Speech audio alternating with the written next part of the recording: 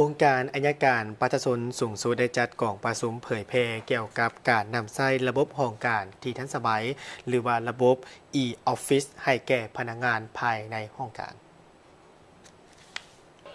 ในวันที่ 3 สิงหาคม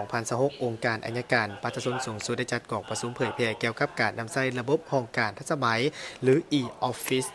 โดยภายใต้การเป็นประธานของท่านนางพรทิพย์สาวารีรองหัวหน้าองค์การอัยการประชาชนสูงสุดมีบรรดาคณะนำห้องการบรรณาธิกรมสถาบันคุณครัวและฝึกอบรมอัยการพร้อมโดยสมาชิกภาคพนักงานรัฐกรทั่วระบบองค์การอัยการประชาชนสูงสุดเข้าร่วมกองประชุมได้รับฟังการเผยแพร่และบรรยายเอกสารเกี่ยวกับสภาพรวมในการหันเป็นทันสมัยและการพัฒนา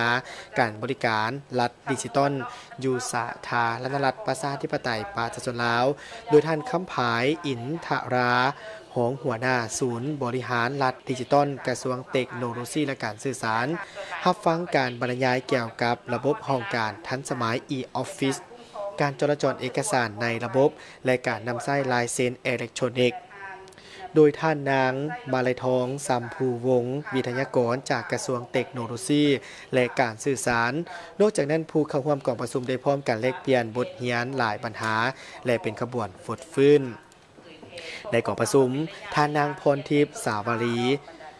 รองหัวหน้าองค์การอัยการประชาชนสูงสุดยังได้เน้นหนักหลายปัญหาที่สำคัญเป็นต้นแมนขอให้บรรดาคณะนำแต่ละขั้นจงนำหน้าและเป็นแบบอย่างในการศึกษาอบรมการเมืองแนวคิดให้แก่พนักงานภายในกลุ่มกองของตนเองให้มีบทบาทก้าวบุกทะลุทางด้านจินตนาการเห็นได้ถึงความสำคัญและตื่นตัวในการรับการเปลี่ยนแปลงใหม่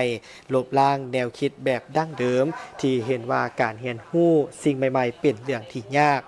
การก้าวเกี่ยมความพร้อมรอบด้านเพื่อรองรับการฝึกอบรมลงลึกและการนำใช้ระบบ e-office ตัวจริงในต่อหน้า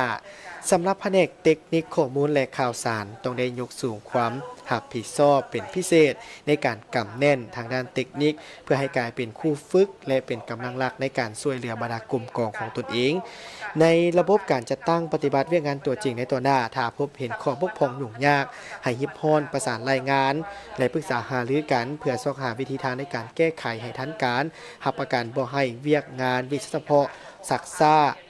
กล้าเกียมในการนำใช้ระบบห้องการทันสมัยหรือว่า e-office มาใช้ในองค์การอัยการประชาชนในครั้งนี้ถือเป็นบาทก้าวที่สำคัญในการบุกทะลุอันสำคัญในการจัดตั้งปฏิบัติ